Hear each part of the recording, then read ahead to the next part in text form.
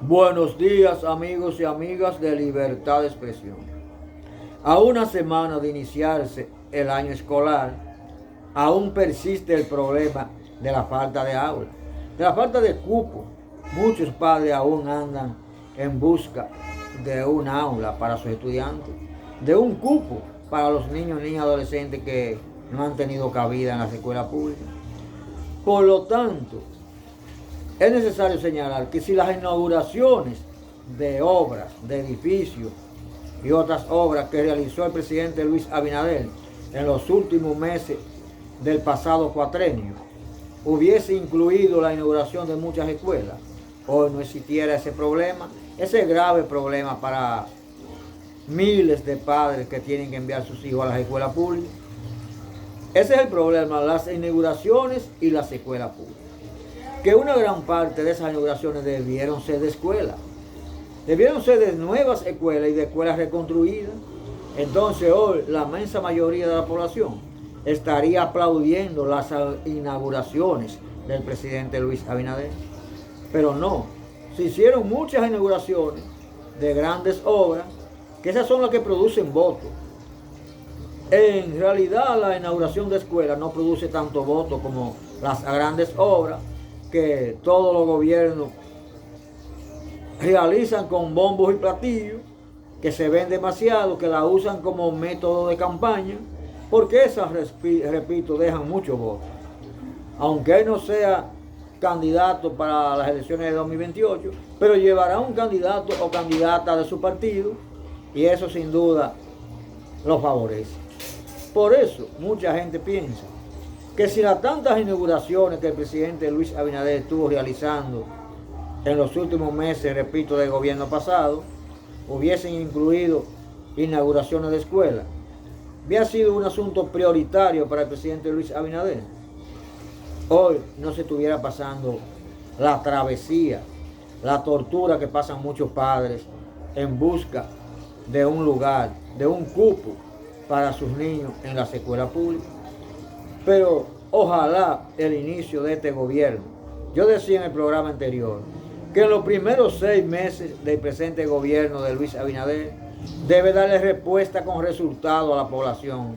con relación al número de escuelas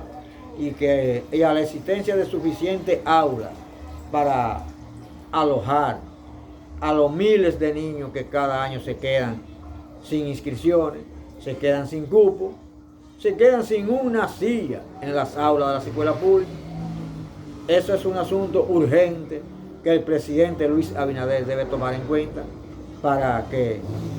cuanto antes le dé respuesta a la inmensa mayoría de la población. Señores, el viejo PRD y el nuevo PRM, que es el mismo PRD con otro nombre, indiscutiblemente que ahora el PRM está en una prueba de fuego. El proyecto de modificación a la Constitución y otras reformas que está sometiendo el presidente Luis Abinader al Congreso, ahora tiene una prueba de fuego, porque son los propios legisladores, sobre todo los diputados y diputadas de su partido, que están poniendo resistencia, que están en desacuerdo en cuanto a alguna de esas reformas, y son los que le están haciendo oposición a la propuesta del presidente Luis Abinader. Por eso muchos recuerdan hoy aquellas frases muy conocidas y que sobresalió entre todos los presidentes y candidatos del líder del viejo Partido Revolucionario Dominicano, del glorioso PRD, que dijo siempre el doctor José Francisco Peña Gómez, que solo el PRD derrotaba al PRD. Sí, así como lo oyen, solo el PRD podía derrotar al PRD. Y así ocurrió, el propio PRD destruyó al PRD. Algunos de sus dirigentes, encabezados por Miguel Vargas Maldonado, fueron los autores de haber destruido al PRD y convertirlo en lo que hoy un pequeño negocio al servicio de Miguel Vargas Maldonado, que solo le ha servido para conseguir mucho dinero y beneficiarse personalmente de las siglas que le quedan al glorioso Partido Revolucionario Dominicano.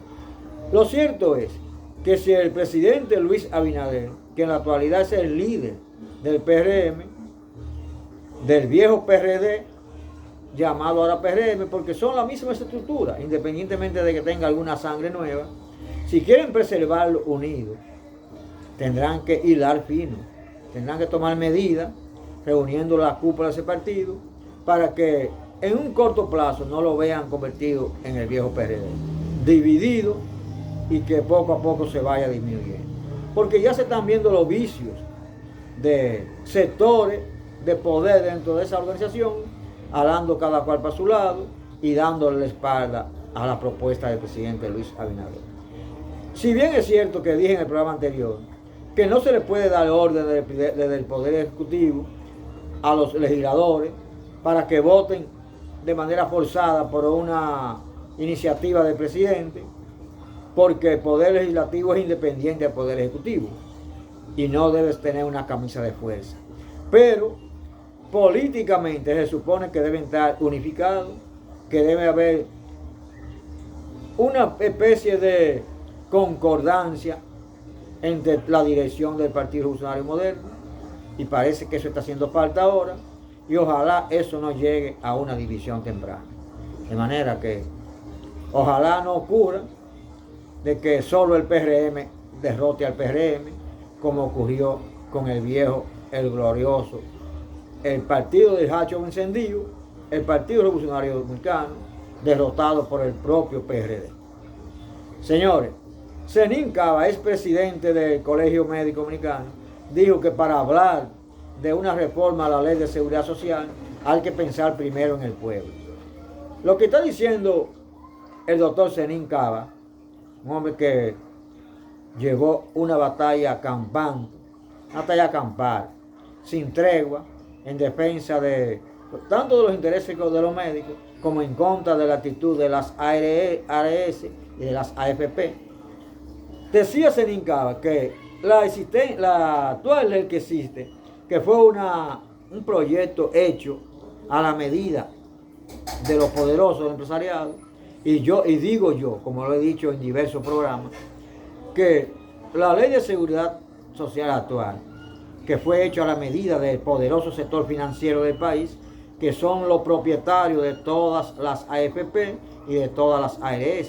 que se llevan miles de millones de pesos cada año a sus arcas, en perjuicio de la inmensa mayoría de la población. Entonces, sin duda, he dicho en diversas ocasiones, coincidiendo con el doctor Zenin Cava, que una nueva ley de seguridad social debe hacerse, debe aprobarse en beneficio, hecha a la medida, pero a la medida de la inmensa mayoría de la población, que beneficie en todo a la población en materia de seguridad social, de manera que habrá que esperar que el Congreso, que se elabore un proyecto de modificación a la Ley de Seguridad Social, que ciertamente, repito, sea hecha a la medida de la población, que no tome como prioridad el sector empresarial, el poderoso sector financiero, los bancos comerciales, que son los propietarios de todas las ARS y las AFP, como dije anteriormente. Entonces habrá que esperar que el Congreso juegue su papel y se ponga del lado del pueblo. Y esa debe ser una de las tareas principales de este gobierno que inició el 16 de agosto. Modificar la Ley de Seguridad Social en beneficio de la inmensa mayoría de nuestra población. Volvió Israel a bombardear a Palestina. Luego de que se habló de que una posible tregua humanitaria a petición de las Naciones Unidas para vacunar contra el polio a la población infantil israelí, y que los líderes de Hamas y el gobierno israelí habían llegado a un acuerdo para una tregua humanitaria. El pasado sábado, el ejército israelí volvió a bombardear inhumanamente a la Franja de Gaza, donde denunció Hamas que asesinaron a unas 48 personas. 48 personas indefensas de la población civil palestina. Siguen siendo bombardeos inhumanos del criminal, de un psicópata despiadado como el primer ministro israelí Benjamín Netanyahu. El mundo debe seguir manifestándose en contra del genocidio, de los genocidas, bombardeos